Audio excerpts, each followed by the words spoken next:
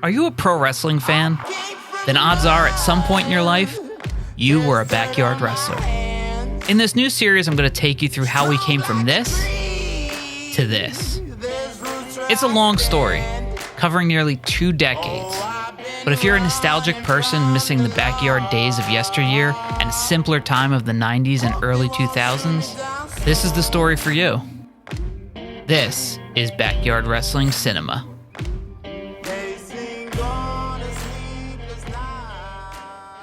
Welcome to Backyard Wrestling Cinema Season 2, Episode 12. On our last show, the real-life tension between myself and Rico DMF was building, as Rico's character was resorted to the opening segment on every show, back then when it was still deemed an insult, and we saw the rise of TJ Money. On this episode, our first match was a non-title TV title match, where the champion Rico DMF would take on TLD. Back then, we'd have to use a CD player for all our music and entrances and stuff like that. And we carried a list with all the different music for everybody's entrances so you'd know which number you would stop at. And there was plenty of times where you could actually hear us skipping through the CD to try to find the right song. And there was plenty of times where we missed the right song and landed on the wrong song, and somebody else's music would play.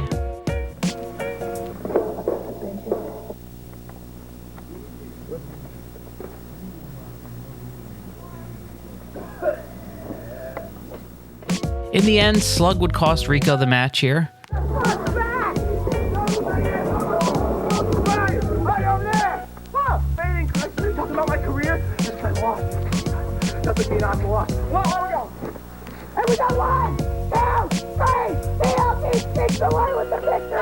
It was the start of a TV title feud that we were building between Slug and Rico DMF. And the truth probably was that Slug was unreliable and Rico and I were having this issue, so I probably was just pushing him down the card. I don't know that that's exactly what happened, but looking back at it, 20-something years later, I would guess that was kind of my thought process. We kind of gave him the Slug feud to give him something, but not keep him towards the top of the card. You know how those petty teenage feuds can be. The Beast versus TJ Money, who is now the #1 contender for the world title.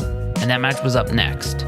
Alright, last week, while I was having my hardcore title match with Cobain, one of the greatest hardcore title matches of all time, I heard there was this new guy. He was talking smack in the back. The Beast was so unique for us because most of us were just kind of average-sized teenagers, but the Beast was a larger guy. Not just tall, but he was also like a wide guy. And every time he would fall, they would actually do a thing where they would shake the camera like the ground was shaking. The match was hardcore rules, but not for the title, and we were starting to get into this realm where everybody wanted to wrestle that hardcore style, and it was kind of starting to get away from what I wanted the show to be. Punches that garbage can lid. Just rammed it out of the gullet. Right to the skull of the beast. What can they do to each other? The grill! He got the grill up in his grill. Into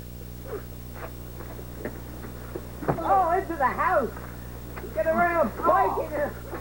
Using everything at his disposal. He's going for it. Oh my God! The earth moved! The Beast defeated TJ Money thanks to help from me and my character Denver Street. Denver Street and TJ Money would be the main event for our next pay-per-view, which was called Repercussion, where I would defend the world title against TJ Money. So we were building towards that match. Wait a minute! It's the owner, Denver Street! He smashed him with the title belt that's on the line at Repercussion. This falls back into it. Choke slam. 1, 2, 3. Speaking of Repercussion, Slug would come out and challenge Rico DMF for that TV title at Repercussion. Rico, come out here today to fight TLD, who everybody beats, and what do? You lose the belt. You lose the match, I'm sorry. You're going to lose the belt at pay-per-view. That's beside the point. And Slug would take on myself and Tommy Thunder in a three-way match, and this was kind of a throwback to the founding members of B4W, back when it was called the NEW or the HWF. When we started, there was just four of us, myself, Slug, Tommy Thunder, and somebody named Little Luchador had stopped wrestling years prior to that. It was elimination style, and I would be eliminated first.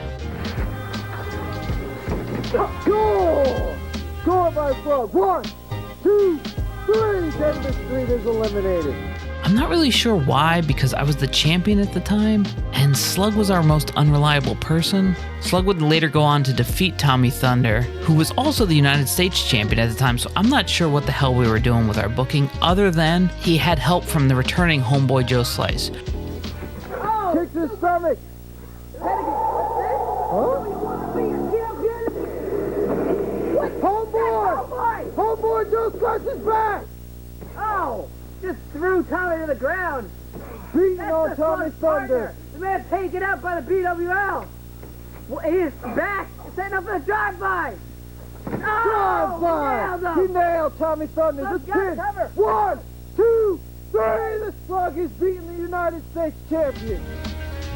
Who hadn't been seen on camera since he was attacked by the BWL on our very first episode. So this is a big return for us. So maybe my thought was, since we were linking these two up as a team, let's put them together, let's give Slug the win, and it'll make Homeboy's return that much more important. Once again, Slug was in action, this time taking on Mr. Benjamin's.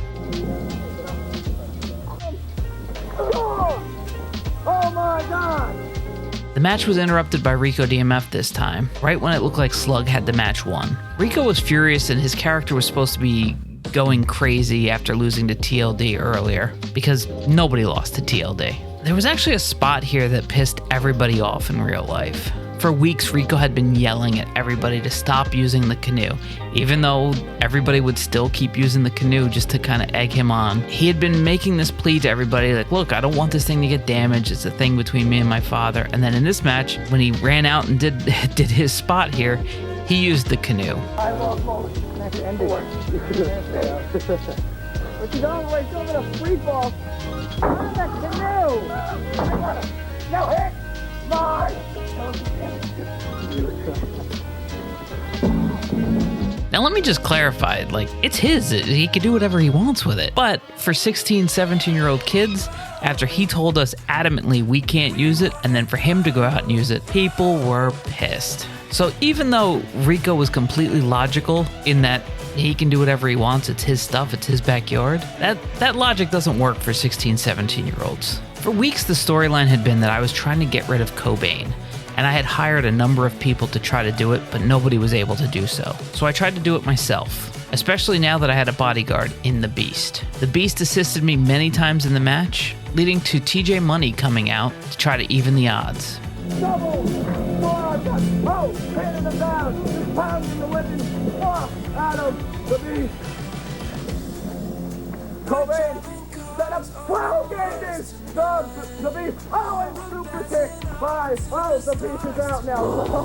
Nailing right on his shoulder. However, he accidentally got kicked by Cobain, which allowed me to roll Cobain up for the victory. His whole partner and the rope. 1, 2, 3, and your winner is the world champion. And retain the championship. After the match, TJ Money took the belt, Mr. Benjamin's had a shot at the United States title at Repercussion, and Cobain was currently the hardcore champion. The new high rollers were making the show all about themselves, and they were making it further than the BWL ever did. The question was, would they be able to keep this success going forward? There's so much more to talk about. We're just at the beginning of the feud between myself and Rico DMF, which was occurring in real time. TJ Money was rising up the ranks but losing favor in the backstage area. Things were getting ready to change around B4W. And as the shows got easier and easier for us to produce, we were falling apart at the seams. We'll see you next week, right here on Backyard Wrestling Cinema. Locked in. The Canadian move. Oh.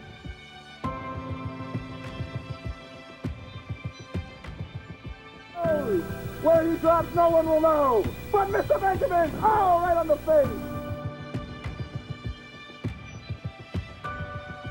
Oh my God, what's he gonna do? Oh, a choke slam of his own. Oh my God.